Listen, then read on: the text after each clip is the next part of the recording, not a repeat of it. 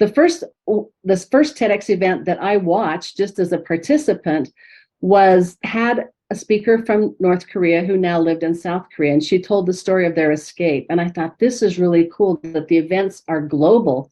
And at that time, in 2015, there were only 300 licenses given to hold a TEDx event. Now, I've talked about TED and TEDx. X means that a local community or university has asked, could we hold our own smaller event here? And TED started giving those licenses, and they're very closely branded. You have to follow the directions. That's why they get organizers together to teach them what to do and what not to do. Well, there were 300 events back in 2015, and now today there are over 3,300 events. So there are a lot of places where you could actually give a TEDx talk. There is power in a TEDx talk. This is Carol. I'm going to start with Carol because I started locally. I was at a farmer's market with my husband, and she was there with her husband. She's very outgoing, as you can probably tell from her smile. And we just struck up a conversation. The four of us sat down and had an ice cream together. And as soon as I got home, I got a ping because she connected with me on Facebook. And then I got now I know why I met you. I've wanted to give a TEDx talk, and you help people give a TEDx talk, but I don't have a lot of confidence in how to put my idea together. And Carol was just so willing that she tried for 3 different times at applying to get a TEDx talk. And so we worked on her idea. And what I want to say about Carol is this gave her so much confidence that this woman who did not have a bachelor's degree even went to school. And just a year ago, after 4 years, she had a bachelor's degree. There is power in a TEDx talk, and it'd be as simple as confidence. You don't know this person, but this is Justin Osmond. I got to coach him. He is the nephew of Donnie and Marie Osmond. Put a 1 in the chat if you happen to know who the Osmonds are. Not everybody does anymore. There's so many singers, and this one might not be someone that you know very well. But he is deaf, and Osmonds are known for the music, right? So I said to him, I was coaching him, I said, you're going to give this in a community that knows a lot about the Osmonds, and a community. Well, first I said, are you musical in any way? Because you're deaf. And he said, yeah, I play the drums and I play a violin. So I said, this community is really big into orchestra and getting their kids playing the stringed instruments. And so at the very end, I coached him to play the violin. Now, the power that came from him is his dad's one of the older Osmonds, Merrill, and they started going into corporate America and giving keynote talks after that. Merrill has just recently retired, and now Justin is doing it solo. But you never know what's going to happen. He's around the globe giving keynotes now. Sometimes the power in giving a TEDx talk is the other people that are on the stage, on the same stage with you. That was the case for Luke and April. Luke is the founder of Sleep in Heavenly Peace, which is a nonprofit, and they provide beds for children who don't have beds. April, who was speaking about her own children being addicted to their cell phones and very isolated, she was so interested in what he was doing that they had stayed in touch, and she is now his social media manager. You never quite know the power in giving that. Now, you get put onto YouTube, but it's really cool when your talk gets bumped up to TED.com. I had coached Janet, but I didn't know that I assumed hers would get put onto TED.com, but one morning, all of a sudden, Janet's name came across the feed as the featured talk that day. So you just never know whether it's going to be your title or what you're talking about. Janet works in corporate America, and she talks about the caregiver's dilemma because her partner had cancer, and she needed to help her partner out, but didn't want to tell the corporation because of the environment that was the case. And so she talks about that dilemma and how to handle it. This is Kara, and Kara is someone who I got a chance to coach, and she's so fun. You can tell from her expression. I'm going to let her speak for you. Tell me if you can't. Hi, I'm Kara Lane, and my life is forever changed. I am so glad I met Maija-Liisa, and here's why. Before I met Maija-Liisa, I was a speaker, just doing anything to get a gig. Then I auditioned and got on the TEDx stage, and it changed my life. Maija-Liisa was my speaking coach, and let me tell you what she did for me. First of all, she can ask the right questions to help you get to the heart of your issue. She makes sure that your voice is never lost. So she individualizes and strategizes who you are. As a result of being on the TEDx stage, my life has changed. I'm an international consultant. Even post-COVID, I've been able to go overseas and speak and train. I am so excited because I'm now credible with young people. They actually know what a TED Talk is, and they're in awe that I did one. I put this in my signature line for every email that I'm a TEDx speaker. And most of all, I'm excited to tell you that TED actually paid me. You heard me right. They liked the TED Talk so much that Maija-Liisa helped coach me in, that they turned it into an article and I got a check in the mail. I feel credible on all levels because of my TEDx talk and Maija-Liisa as my coach. I am thrilled to still know her to this day and recommend her highly. So this is well worth the effort, the time, the energy. Get coaching with Maija-Liisa. So I think it's pretty fun that she got paid by TEDx to turn that into a blog post. And I think she's most proud of the fact that young people know her. You just never know what's going to come out of giving a TEDx talk. Now, this is Lacey, and Lacey is, she's not in corporate, well, she has been in corporate America. She's an entrepreneur now, but she was in a marriage where she was losing confidence, and she felt that if she got implants, that she'd have more confidence, that it would save their marriage. It not only didn't save their marriage, but it almost killed her. So she got up and spoke to people, and over 500,000 people have heard her story of how she had to work with the doctors to actually have them removed. Now, if you notice, you actually see her that she has 2 scars there. And in addition to having explant surgery, she also had markers for breast cancer because of 3 female relatives having cancer. So she also had a double mastectomy. Now, when she came to audition, she was very feminine, even though she's flat-chested, just very cute and feminine. She had this beautiful black turtleneck on. When she showed up for the dress rehearsal, she also wore black. And as you can see, there's black right there on stage. So she was a bobbing head. And I said, Lacey, you need to wear something colorful tomorrow. So as her coach, I told her that. I was kind of shocked the next morning when she only wore a colorful blazer and nothing else. And this has become her trademark, her brand. Of course, she put something on after that. But having that idea that was so important to her and that is important to women's health, just like the caregiving is so important to women's health as well. And Kara spoke about gaming and how we look at gaming in a way that we think it's going to make our kids not be good, but she took a different approach. And that's what you need to do with the TEDx talk, is give us a perspective that we haven't said and back that up. Now, this is Tasha, and Tasha is a successful businesswoman. She did not speak about business, though. She spoke about her daughter's OCD.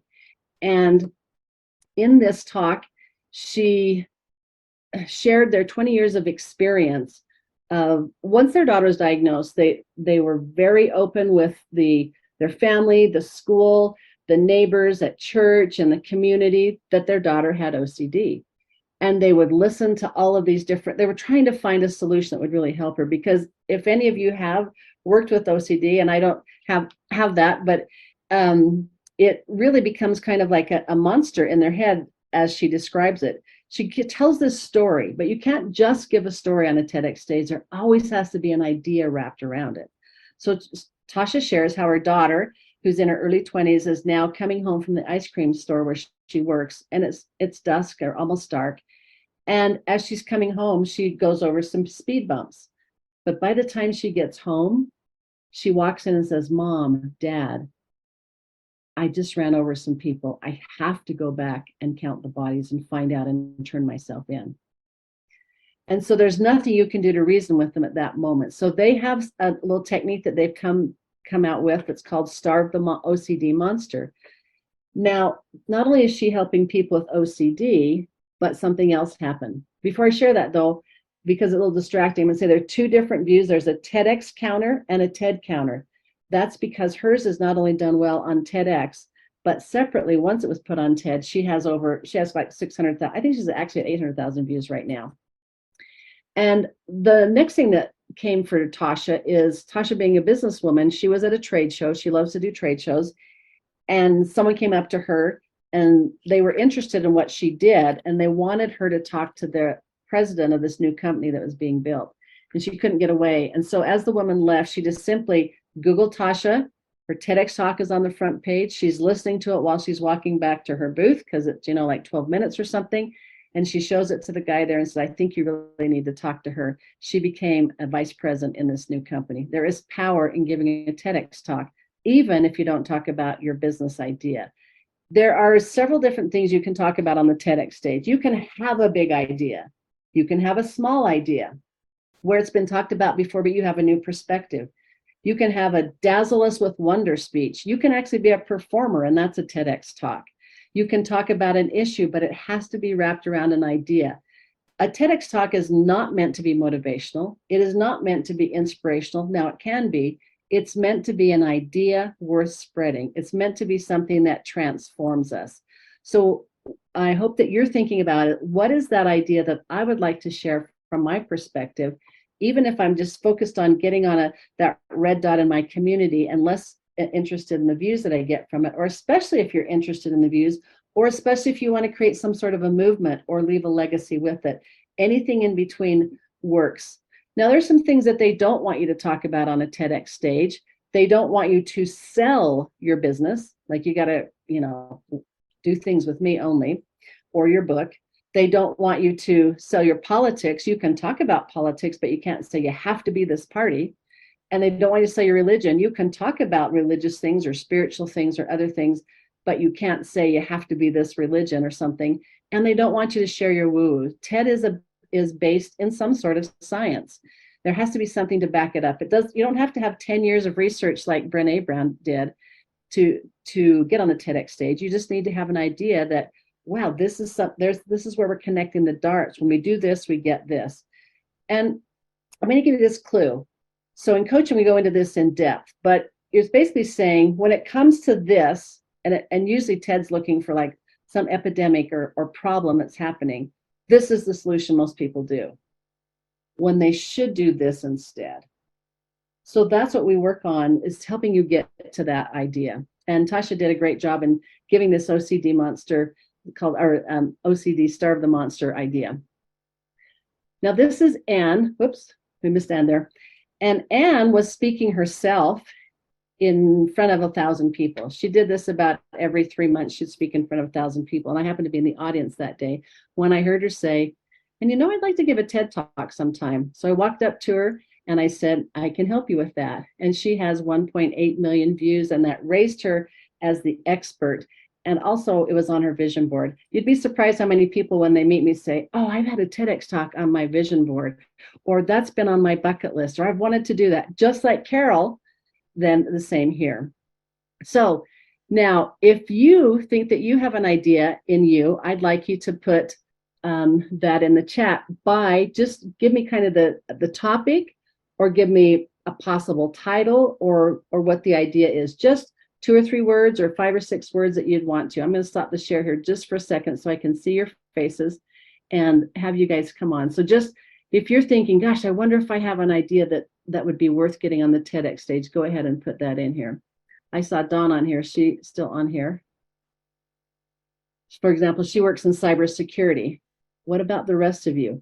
I've had, gosh, so many different, like 125 ideas. Type in what you think you might want to talk about, Dawn. How about you, Sandra? I see you thinking about it. What's your topic that you're wondering? Is it Casey or Cassia? How do you say your name? You can go ahead and open your mic. Kasia.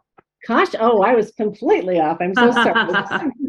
No worries. It's Polish for Kathy. So Okay. nobody knows. Nobody knows. And you can probably say my name well, Maija-Liisa. I don't even say it the right way. Maija-Liisa. I was wondering actually how it's pronounced, because it's also not very typical pronunciation.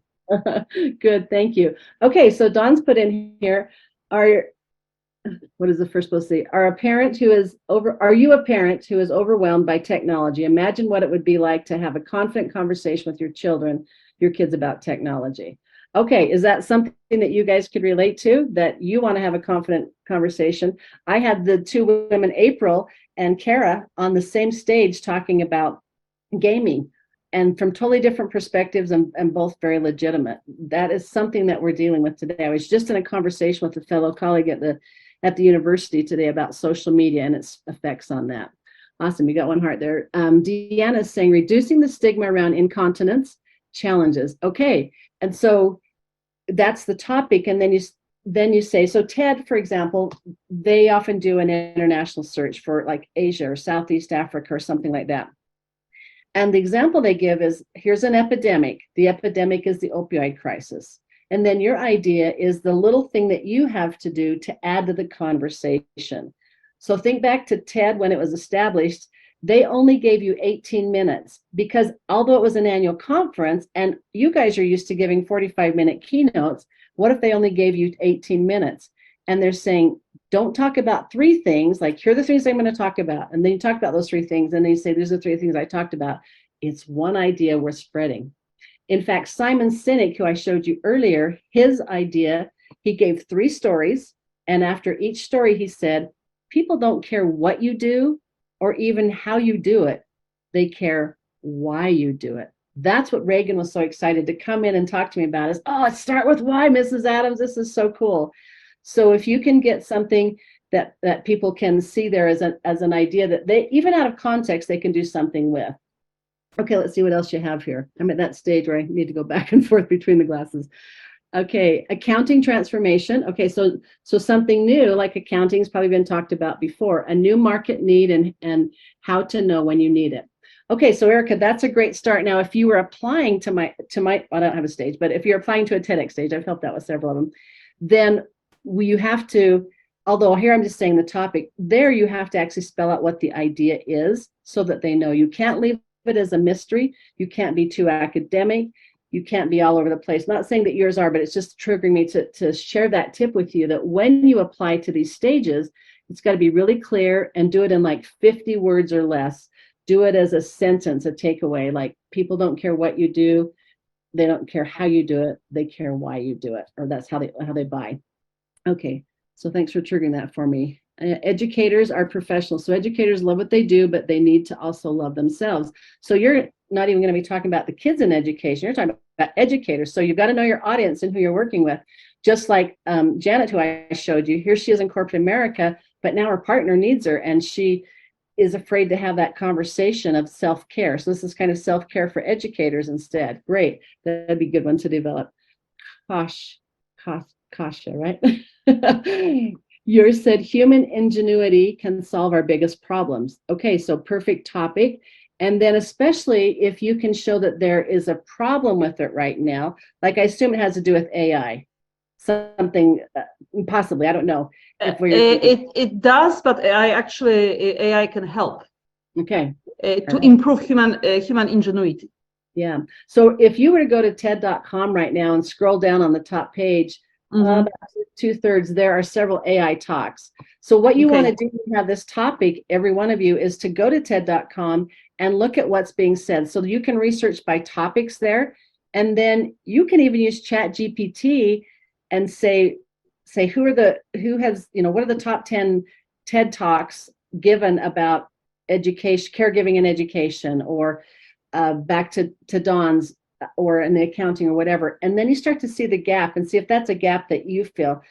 Now, so you're just trying to get a look at what hasn't been talked about yet. Yeah. And then sometimes you just know what it is because this is what you've come up with. It's often your life work. So you're really looking at, hey, when it comes to accounting, this is what we normally do, but if we do this, or when it comes to self-care and education, this is what we normally do or don't do, and this is what we should do. So think of it as that as you're going with it. Okay, Erica, the importance of development and training. Why are companies not investing anymore? Okay. And okay, so we're talking about employee development and the companies are not investing in employee development. Is that right, Erica? Where did you go? You're up there. That is correct. Okay. So then something that you're almost always going to be required to do now on an application is they'll want you to say, what's your idea in one sentence?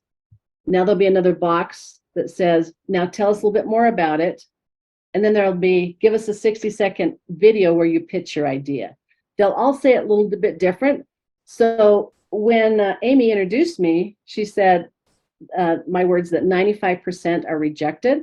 And it's because they don't answer the question on that specific TEDx stage the answers that they're doing. You know, when you're first looking for a job and you just have one resume fits all, it's the same thing here. You have to specifically change your resume to fit that job. And when you're hiring people, you're looking for keywords, right? And saying, do they match what we're really looking for? Do they have the knowledge, the skill, the abilities to do that? Well, a TEDx event organizer is also looking to see, are you a match? Are you a match for the problems in our community? Are you a match with the theme that we're putting on this year? And is your idea something that people will actually have a takeaway from? So, so one will say, only send us a video, and you've got 3 minutes. Another will say, give us a 30-second video and describe it in one paragraph or less. Or one will say, you got 50 words to do it. So I like to say, think of it as a tweet almost, well, the original tweet, not the bigger tweet now, where it's just like that one sentence. So let me tell you, there's the book, The Art of War by Sun Tzu, written several years ago. And on page 11, halfway down, is his one idea.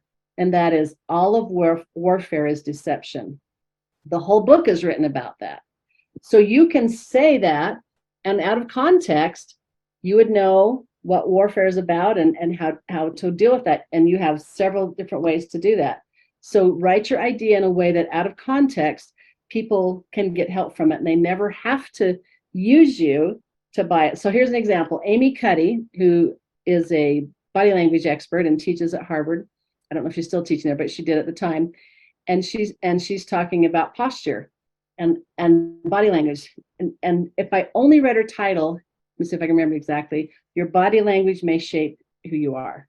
And I'm thinking, oh, maybe I should pay attention to what my mom said, to sit up more straight, to sit up straighter and put my shoulders back and tilt my chin. That might help me in my life. Now you can go a deep dive into a specific area of your life or not, but out of context, they will get it. But in other words, here's the sentence. I can write a book about it. I can give a 15-minute talk about it. I can give a 3-day workshop on it, but it's all around one idea. Okay, who do we make it through? Erica and Arca, how to adopt the change in our life and how to manage changing situation and changing environment. Okay, so then you have our interest. Then the next step would be, they'll say, now say the idea itself. So sometimes they'll say, here's the topic, what's your proposed title, and what's the idea by itself.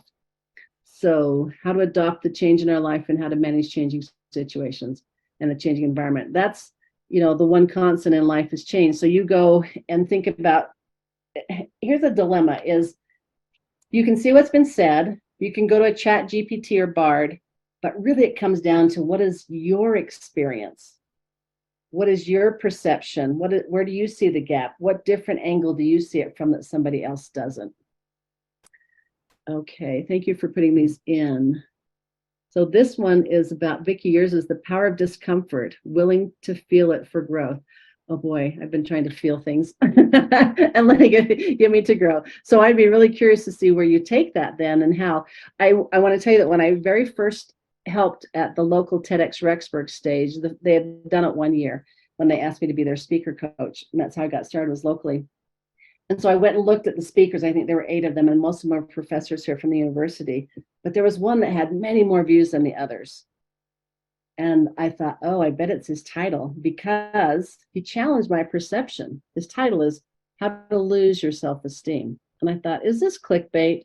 And it's not. He talks about their own family's philosophy with their 3 daughters and how they see it. And he talks about being at school and how the teacher called and said, every time she would give awards for doing things, and then she had a little store. And every time it's time for their daughter to get something at the store, she said, she never buys it for herself. She always buys it for one of her sisters. He said, as she should. So that's their family's take on it. And it actually landed him another TEDx talk in India by giving that. Now, I want to bring up the point here. Another tip is that you might have more than one idea.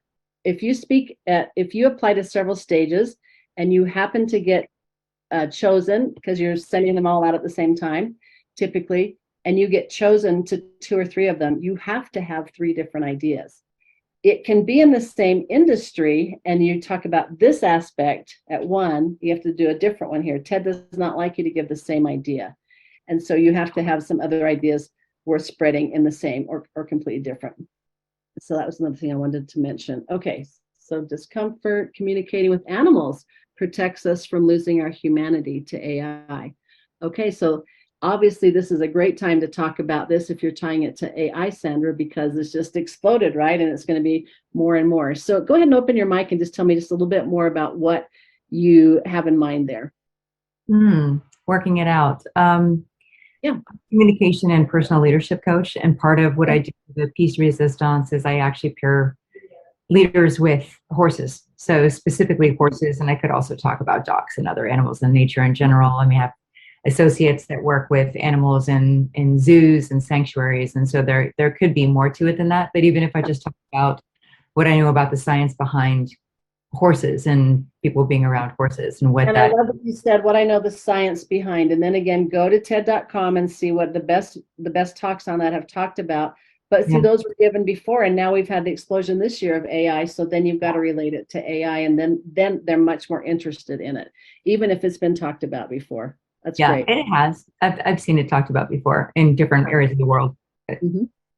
Okay, and ARCA, corporate accounting, corporate goal setting, and knowing corporate environment in a better way. So if you had to pick one of those, which would be the one? Which would be the one that we need today on the stage that's going to help people? Karen, I have a client who's a specialist in, but has a different take on keeping your child safe online. Yes. And so Dawn might, okay, I'm going to stop and say, when I helped at another event where I was helping them choose and then coach their speakers, we had 4 people apply that year to talk on happiness. So you have to decide they have to decide as organizers, do we even want to talk on happiness? And so how do you decide? You've got to realize you've got other competition, maybe even in that same exact category. So that we did have two gaming, so to speak, on the same stage. We put them in 2 different halves of programs, but they're completely different talks about completely things. So that worked. Another event might say, we don't want any of those topics because we just had someone last year. And then they'll say, well, we're going to audition. We're going to look at the top, the applications, the 4 applications on happiness, pick the top 2, and then audition them both, and we'll choose one from there. So I want to go back to say TED still continues to this day. It happens every April in Vancouver, BC. It's 4 days long, and each day there are 3 sessions, and each session has 8 speakers. All 8 speakers are talking about happiness. Well, they're not really. Usually they're talking about artificial intelligence. So you've got to realize that you have other competitors in the same topic or genre or category. Now, what do you do to challenge our assumption, to make it more compelling so that you're the one of those 4, of those 8, of those 20 that are in this category that gets chosen? So that's why you want to dig deeper and do a lot of testing. You know, one of the successes that Tasha, who spoke about OCD, was she went into the Facebook community, a big OCD Facebook community, and talked about, this is my experience when I say, help me tweak it, help me make it apply more to now. Am I covering what you want me to cover? So it's important to really collaborate with people to get them excited about your topic and see what they most want to know about. Okay, tell me if I skip someone here. Arca, okay, so you came back around to how much HR and management skills are important in employment of any company. So then you'd just be curious to know, like, what has happened because of COVID? Because we're not, how is HR doing things because more of us are working at home? So always bring it up to date with what's happening today. Okay, I don't know how to say. Shobhan, how do you say that name? It's Siobhan. Siobhan, it's an Irish name. She has left. Okay. Yes, just letting us know that she left. Okay, it's getting a bit late. Okay. And there are stages there. In fact, when I went to speak at a castle in Ireland, in Northern Ireland, then it was the first year they were doing a TEDx event there. So they're all over. It's kind of fun when you get to know organizers in other places. And then you can, there's 3 ways to land a TEDx talk. And one of them is like Linda was just tapped on the shoulder, in her words, and said, would you like to give a TEDx talk in the UK? And she did. It's like with companies, when you're hiring someone, you're saying, oh my gosh, that's the expert. I want her to speak on my stage. Another one is you say, Dawn says, Vicki, you really need to have Amy speak about this to come to your event. And that's nominating. And then the third way is the way you actually apply. And those are the things we're talking about. And so we're talking about your idea because it always comes down to the idea. It's really not about you. They don't really care about you. Just like when you tell a story, we don't care about you. We care about what's in it for me in that story, or what's in it for me in this idea. Okay, so ARCA's coming back into artificial intelligence. Great, great. And how internet addiction can work. Okay, great. Now I have a new question for you. What's the number one obstacle keeping you from sharing your idea on stage? Is it not knowing the process? Is it not thinking your idea is good enough? Is it not knowing how to do it? Stage fright, that's good. Yeah, that's a very honest one. Good, Jody. I want to tell you that sometimes we have to overcome that, because if we have an idea that will benefit people, we need to share it. We need to help people in their lives. And a way to combat stage fright is, there are at least two things I want to share. And one is, you know so much about a topic that you talk about that, so it's easier to talk instead of something completely new and you have to learn everything that goes behind it. Then you're not the expert in it. So being an expert should help you with it. The same thing is, think about, instead of being nervous, when we're nervous, it's because we fear the judgment of other people. I mean, it is intimidating to think, I'm going to stand in the middle of a red dot and maybe I'd like to weigh less, or I'd like to have a different haircut or something like that. Or maybe I'm going to forget what I'm going to say. I want to tell you that Tasha forgot what she was going to say partway through. She was silent for 60 seconds. And people are saying, oh, she's getting emotional. I said, nope, she's forgotten what she's going to say. And so she was just quiet. Now on stage, that's okay. But then it gets recorded and you can take out 58 seconds then. So when you're on YouTube, a lot of those things are corrected. I work with an organizer in Louisiana, and he had 16 speakers on his stage. And he said, now, if any of you mess up, just go back to the beginning of your sentence and go. He said this one woman was so nervous, she messed up several times and she kept going back. And so when we did a poll, she was the least favorite of the night. However, when we took all those mistakes out, she's the one that got the most views from our stage that year. So they even have the right in a TEDx event that, let's say you blow your ending, at the end they'll say, okay, let's have Maija-Liisa come back on stage, because for video purposes, we want to give her a second shot at the ending here so that we can edit this video. So stage fright is, talk about what you're an expert in. Know that you have a mission to share something that other people don't get. And you probably think that everybody knows it, but they don't. You're the expert in it. And then focus more on the gift you have to give than on the feedback. Now, that doesn't mean that when it goes up on YouTube, sometimes there won't be some feedback even about what you might be wearing or anything like that, because people can be really rough that way. But still, it's worth it for you to get out there and get your message. Tasha says that she gets into her email once a week and checks, and she still has people asking, I think it's been 5 years now since she did it, questions about OCD. So it continues, her message lives on. All right, let me go back to sharing the screen now here.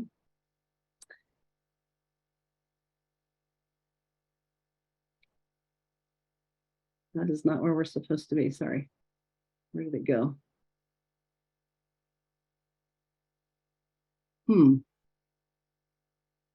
Okay, I don't know exactly what happened. I might have clicked out of it accidentally. So I'm just going to go to this one other page where I want to share with you. I had a TEDx speaker who spoke in March of 2020. Think about what was happening in March of 2020. Yeah, it was one of the last TEDx events to actually be live. And I got a chance to mention her when I spoke in India. So I'm going to bring this up and stop it and then go back to share my screen. Sorry for that. Okay, if I can get it stopped here in a second.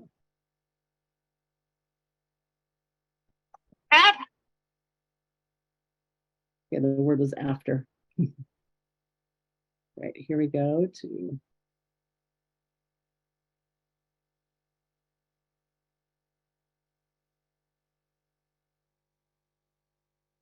So after my client spoke on a TEDx stage, she died 13 months later. Her words live on. You are just one talk away from your dream. You are just one book away from your dream. Share your words today, because time is not promised. Write your book. Give your talk. Now is the time to share with others, because we are one.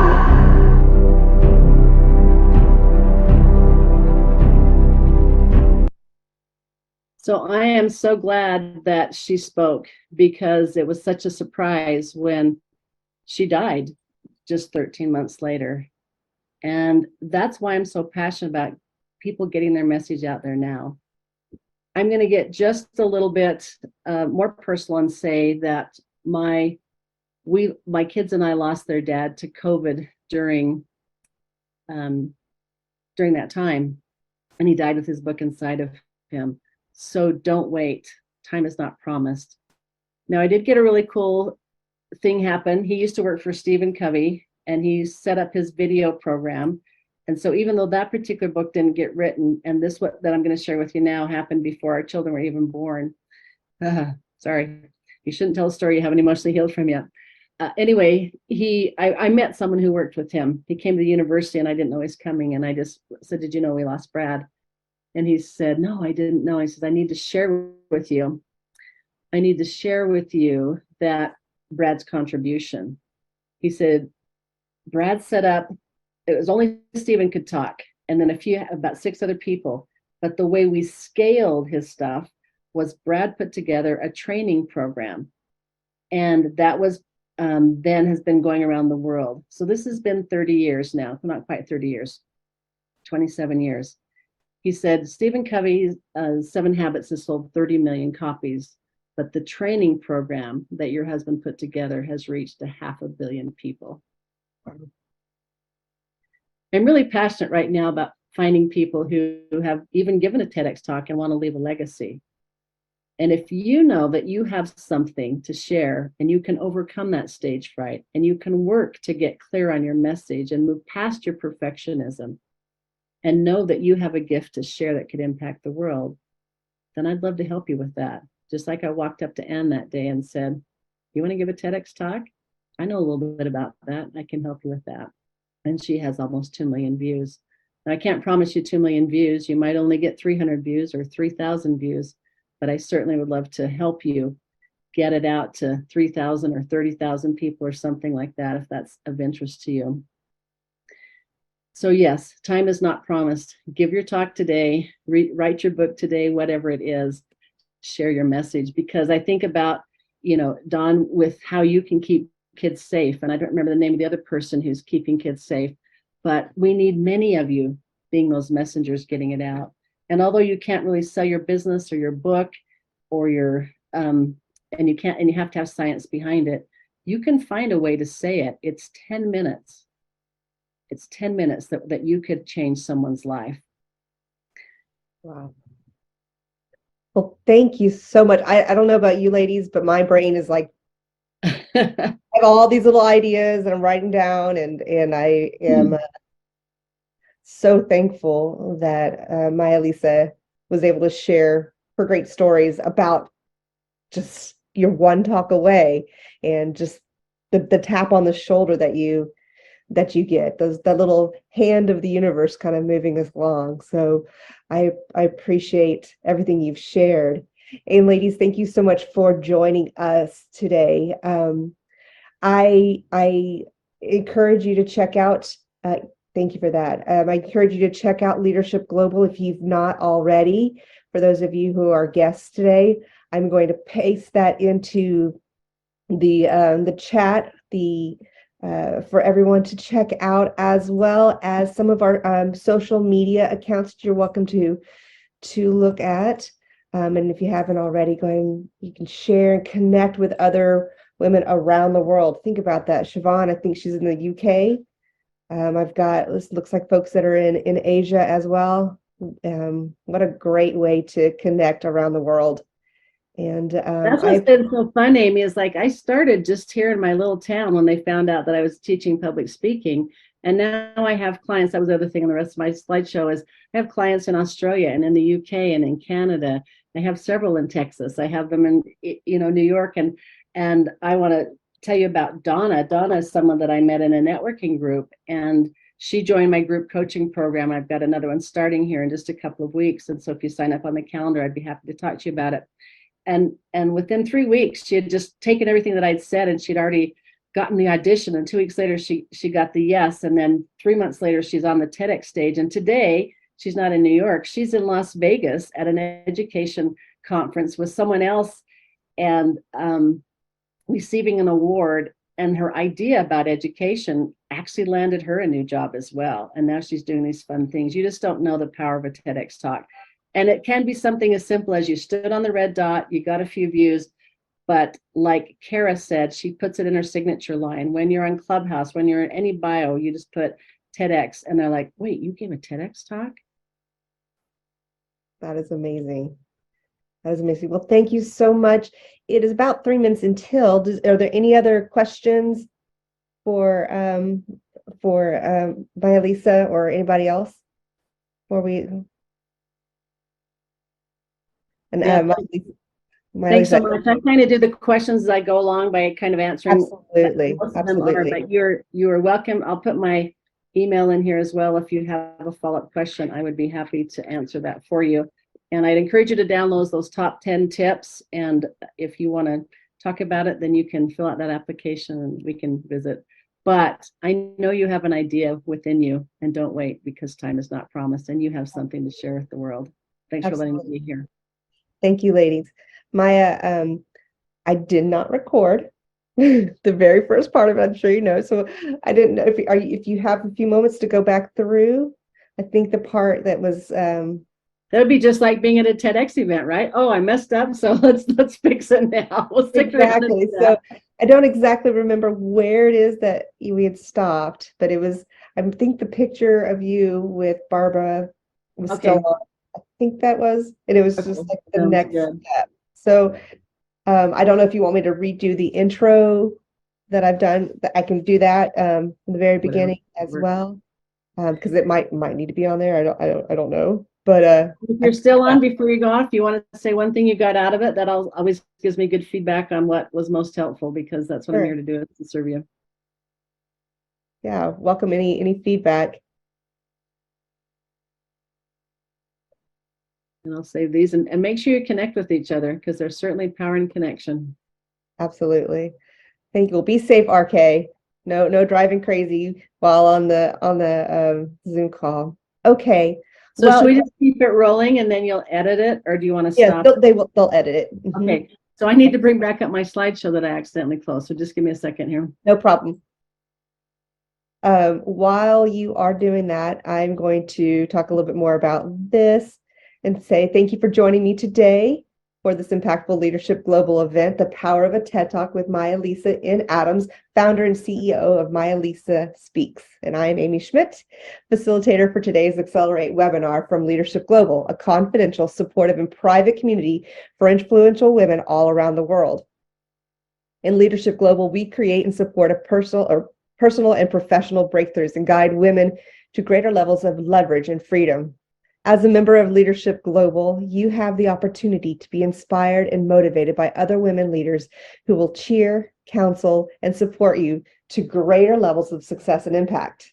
If you'd like to learn more about this global community of world-class women thought leaders and experts, please don't hesitate to reach out. Today's topic: have you ever seen someone in your field giving a TEDx talk and think, I should be there? Maybe you've even applied and been rejected and you don't know why. Do you know the one thing that gets 95% of applicants rejected? It's a matter of what you say in the application and how you say it. Today, you'll learn to craft your application and land your TEDx talk as a driver of growth for your business and your credibility as a thought leader. Today, you'll learn from the top 10 TEDx criteria that event organizers are looking for so that you get your moment on the stage. Maija-Liisa Adams is the founder and CEO of Maija-Liisa Speaks, an Idaho-based global TEDx talk coaching firm. Over the last 6 years, Adams has helped more than 125 clients understand how to land, nail, and use their TEDx talk to grow their impact and increase their income. As a global keynote speaker, she has addressed over 700,000 individuals at an ashram in India, at Crom Castle in Ireland, at the International Women's Day Conference, and at BYU, Idaho, where she serves as adjunct faculty in business and communication. Before starting her business, Adams was a regional sales manager for a $1.4 billion value global software company. Welcome, Maija-Liisa. Thank you. So I'm so happy to be here. You know, Linda reached out to me. She knew someone else that I'd spoken on her stage, and she says, there are at least a dozen here that want to know how to land a TEDx talk. Would you come and speak to them? So I'm happy to be here. You know, Linda landed one, but it wasn't really a landing one. She got a tap on the shoulder and said, will you come and speak? So that's why she wants me to talk about how you actually can land one, because there's 3 ways to land a TEDx talk.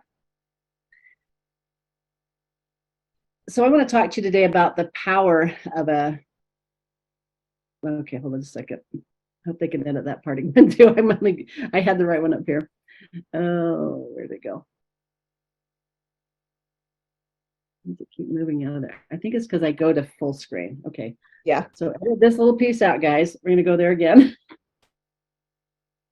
Okay, so I'm going to talk to you about the way to land a TEDx talk, because there are 3 different ways to land them.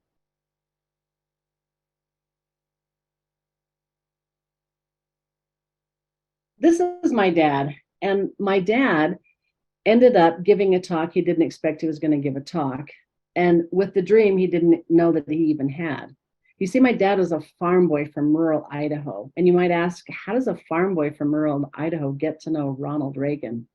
Well, my dad was on a board of directors. He loved being an administrator, and it was on a grain cooperative, and they were at their annual meeting, and during that annual meeting they were talking about money, and things got a little heated, so they decided to close early for lunch and have a little breather. And my dad didn't worry about what sandwich he was going to get. He thought, I think I have an idea. So he worked on that idea, and when they came back, he said, do you mind if I take just a moment and share with you the idea that I've come up with? My dad, this very kind, gentle man and a really great problem solver or a solution finder, at the end of that, they said, Keith, you're so diplomatic. Yeah, Keith, you ought to be a diplomat. You ought to be the ambassador, because see, Reagan had just been inaugurated, and it's about the time when new ambassadors were chosen. And knowing my dad's history, he had spent a couple of years in Finland, and he married a woman from Finland, my mother. My name comes from Finland. They said, Keith, you ought to be the ambassador to Finland. And so there was a man there that was an independent auditor who just happened to be there at that time. And connections are important. He said, my neighbor just moved to DC. I'm going to call him and ask him, how do you become an ambassador? And so when he talked to his friend, he says, if you think he's qualified, get me his resume and I'll make sure it gets in front of the president. So a few weeks later, my dad and my mom were just so flabbergasted when out at Finlandia Ranch, there comes a phone call, no cell phones in those days. And the secretary said, we'd like to speak with Keith Nyborg.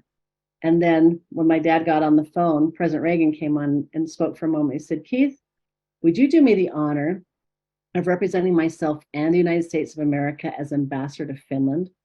My mom says, I wish I'd stayed on the line, but I went up to watch your dad, and he stood at attention and his blue eyes sparkled, and he said, yes, sir, Mr. President. So there is power in stepping up and sharing a solution, because you are just one talk away from your dream. Now, while my dad was ambassador, then Vice President Barbara Bush came to visit at the U.S. Embassy in Helsinki, Finland. This is a much younger version of me standing next to Barbara Bush. And if you look behind her left shoulder, you'll see that there's a military man with an earpiece in.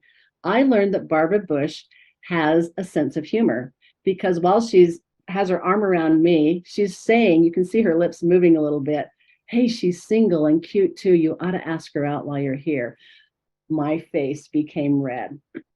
And I found out that that this sense of humor, I found out more about this sense of humor when I then started teaching public speaking at the university. And I did some research and found out that Barbara Bush actually is in the top 100 in American rhetoric for speeches. She gave a speech at Wellesley College, which is all women.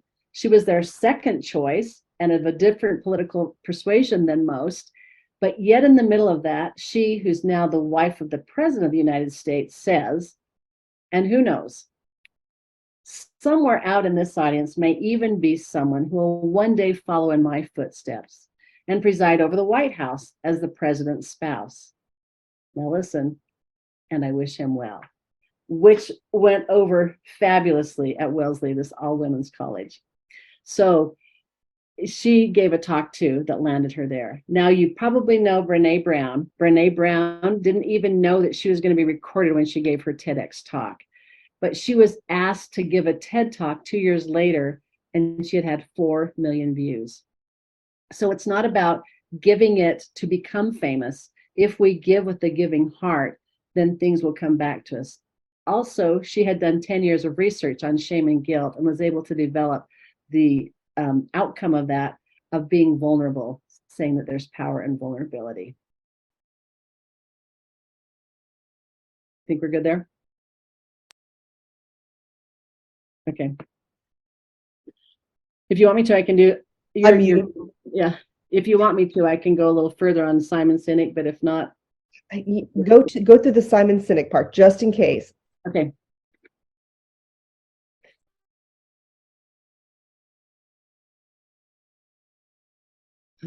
Each time. Okay, I'm going to try that again. Sorry. Oh, it's when I click out. So again, don't put this part in. This is me getting ready to do the next section, just in case. All right, let me get over to Zoom and share this. And back to view. Okay.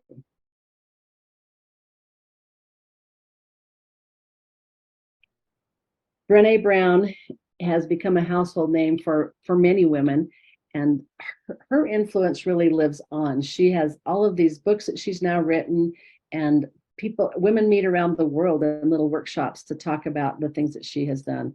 So not even knowing that she was going to be recorded, and even kind of changing her talk on the way, she's like, has over 60 million views. Simon Sinek likewise has 60 million views. Remember, I told you there's 3 ways to land a TEDx talk. Someone reaches out to you and taps and says, you're the expert. I want you to come and speak for us. Or someone says, you should have someone else speak. Or the third way is to apply. Well, someone else was asked to speak at TEDx Puget Sound, and they said, I can do that, but you really ought to hear Simon Sinek. He has a great idea. So they asked Simon Sinek.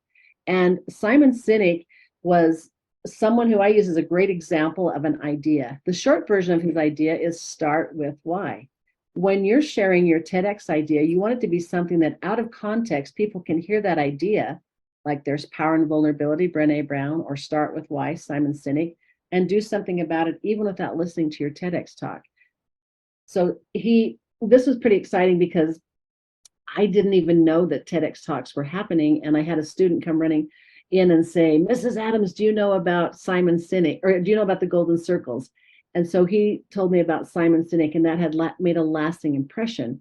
You know that you have an idea with spreading when people share it. It's like going to a movie, and in that movie, people keep talking about it. So you are a very successful TEDx speaker when your idea has some legs because you've said it in a way that resonates with people. You've said it in a way we haven't thought about it before. Simon Sinek simply gives 3 stories. He talks about the Wright brothers, Martin Luther King, and Apple Computer. And after each one of those stories, the examples, he shows how he says, people don't care what you do or how you do it, they care why you do it. So for example, the Wright brothers wanted to get into flight. They wanted to get up in the air. That was their why. But there was a man whose name I don't even remember because he wasn't the first one, but he had all the money behind him. He had all the people behind him. And the day he found out that they flew, he quit. So what is the why behind it? So he uses that as an example here. So when you're thinking of your TEDx idea, think, how can I say it in one sentence in a way that they get it? Start with why, or people don't care what you do or how you do it. They buy why you do it. Stop there. I think that is, yeah. I think that's it. Thank you for that part.